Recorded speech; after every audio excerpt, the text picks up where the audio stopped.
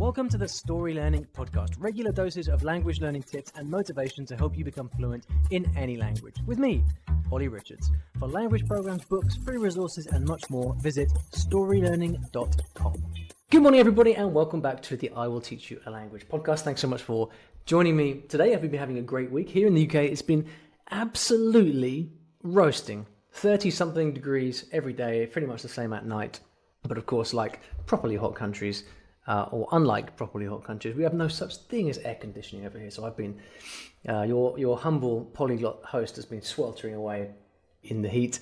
I've been taking some walks on the beach, trying to be outside as much as possible.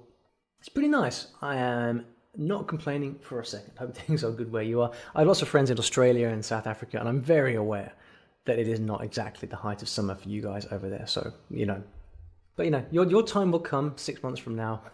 The shoe will be on the other foot. So today we've got a great question, and it comes from Bash Fakosh on YouTube. And so I will tell you what that is in just a second, and then we'll get into it.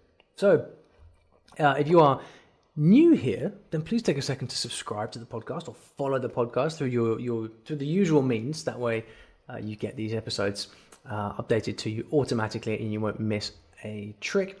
And as usual, if you want to ask me any questions for the podcast, you can do so by going to iwillteachyoualanguage.com/ask. All right, then, so without any further ado, it is time for today's question, and it is, can you learn two languages at the same time, or is it a complete disaster? And thank you, Bash, for this question. And it's one of the questions, probably actually the question that has come up the most on the podcast over the years. It seems to be something that people ask a lot. And I'm going to answer this in two different ways, because I think there is the kind of technical answer based on like total efficiency, and there's the more human answer. So I'm going to give you those two perspectives, and then you can make your mind up for your righteous self at the end. So my basic position on learning two languages, or three languages, or four languages at the same time is that it's not advisable.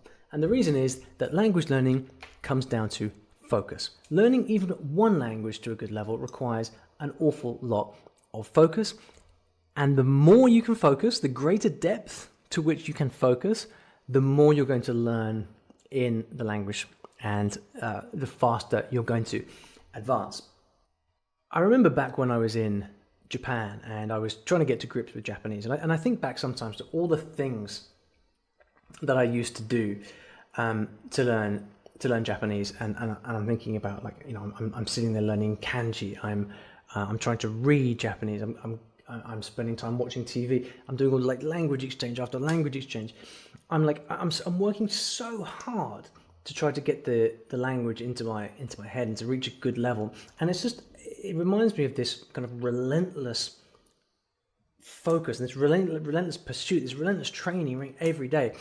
And the time when I really made my breakthrough with Japanese was when I was kind of doing this for like months and months and months on end. Even though there was kind of like no light at the end of the tunnel, I was really carrying on and just pushing through.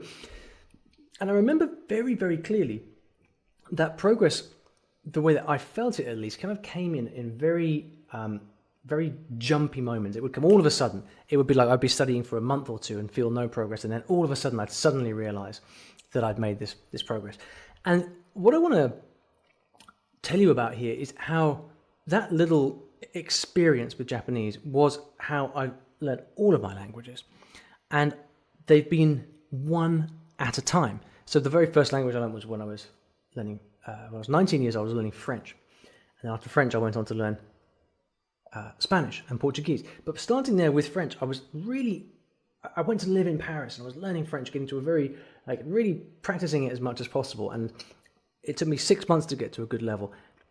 And it was only after that then that when I spoke the language really well, that I moved on and I started to learn Spanish. And then with Spanish, I'd spent years working at the language, studying it, like being with friends, like getting to a point where I really spoke it. And then I kind of moved on to Portuguese and did the same thing with Portuguese. Sometimes I think people kind of look at polyglots and they think, well, how, like, that sounds pretty cool. I want to do that. And so they set out and they learn like 4 languages at the same time, saying, right, I'm going to become a polyglot by doing that, by learning like all these languages at the same time. But in my case, and in the case of almost all of the prolific language learners I know, success has been sequential. And so this is a concept I think is worth remembering. Success is sequential with languages. I don't know any polyglots that have sort of sat and studied 3 or 4 languages at the same time and got to a really good level with them. It's always been like choosing one language, having this passion to learn, and then studying it really hard, really focusing hard then, until you get to a point where you've found success with the language, you can speak it well, you're at this kind of, the target to aim for usually is like an upper intermediate level, B2 level. You get to that level and then you know the language, you're not going to forget it. And then it's almost like you kind of feel, okay, well, this language is part of me now. And then gradually what happens is your attention starts to turn elsewhere. And then you say, oh, there's other language over here. Like, that sounds kind of interesting. And then you start to learn that and follow the same process. Success is sequential. It's just like, those cartoons. You ever seen this cartoon of the 2 guys digging for gold? One guy kind of goes digging and digging and digging and digging. And then he eventually kind of comes across this big pot of gold. And then the second guy is digging and digging and digging and digging. And then thinks, actually, you know what? No, that's not the right direction. And he changes direction, then changes direction again. And each time he's like almost getting to the goal, but not quite. With language learning, it's like that. Focus is directly proportional to how much you learn. And so, getting back to the question, can you learn 2 languages at the same time? What's behind this question really is asking, is it a good idea to do that? And if we're talking about purely from a sort of efficacy point of view, purely from the perspective of like, is it efficient? Am I going to be able to do this? Then clearly the answer is no.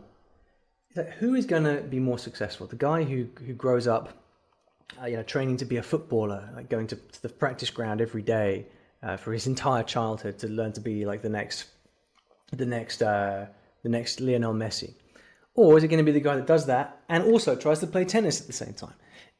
The place where you put your focus is where you're going to succeed. And so, if you're trying to learn 2 languages at the same time, you're simply dividing your focus. You're taking precious time and attention away from the first language, which means you are inevitably going to learn less. And for that reason, I don't recommend learning 2 languages at the same time. But, ladies and gentlemen, the story is not yet finished, because most people have no need to become a polyglot like me. They have no need to learn many, many different languages. For many people, it's actually much more about the fun. It's about how does learning languages improve your life? What value does it bring to you? And so, if you are someone that's passionate about languages, and maybe you're learning your first 1 or 2 languages, and you're thinking, you know what, I really love Spanish and I really love Chinese. I really want to learn them both at the same time. And if this is something that you really want to do for yourself and for your life, then I'd say absolutely go for it. Learn 3 at the same time if you want. Life's too short not to do the things that you want to do. But I think it's important for you, if you're thinking about this question, to really just make sure that it's clear. Make sure that you're clear on why you're doing it. If your aim is to learn languages to a high level and do it in the most efficient way possible, if you've got a deadline, if you're moving to Germany next year and for a job and you need to have good German by that point, if that is your goal, then it is relevant to know that it's not going to be a good idea for you to learn another language at the same time. But if your goal is just to maximize enjoyment and maximize pleasure from life, then I say go for it, have fun. And then there may come a point where you're like, you know what, I'm enjoying learning these 3 languages, but it would be quite nice to get to a really good level in one of them. And when that time comes, then it is a good idea to kind of pare back what you're trying to do and then focus on that one language, because focus is directly proportional to the success you're going to have.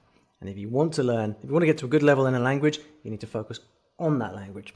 And if you want to learn multiple languages to a high level, then success is sequential.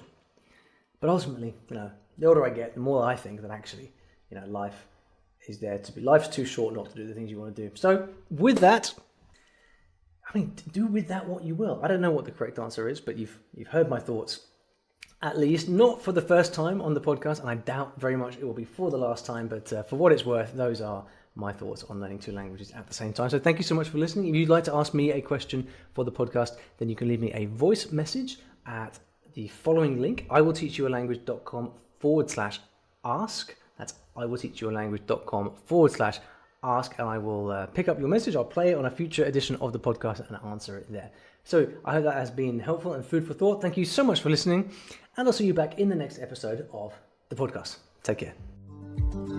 Thanks for listening to today's episode, and in case you didn't already know, I teach languages in a rather unusual way through stories. Now, stories are a great way to learn a new language because when you're engrossed in a story, you remember things more easily, and the mechanics of the language just start clicking inside your brain. It's quite something, and if you'd like to find out how you can learn a new language or improve your skills in a language that you already know and do it with the power of stories, then you should check out my free Story Learning Kit, which will teach you exactly how this method works and how you can use it yourself to learn a new language. Visit storylearning.com/podkit, that's PODKIT, to get free access. Inside you'll find explanatory videos, masterclasses, worksheets, short stories to practice with, and much more. Once again, that is storylearning.com/podkit, PODKIT, and if you're lucky, you might also find a link in the podcast description or show notes of this episode.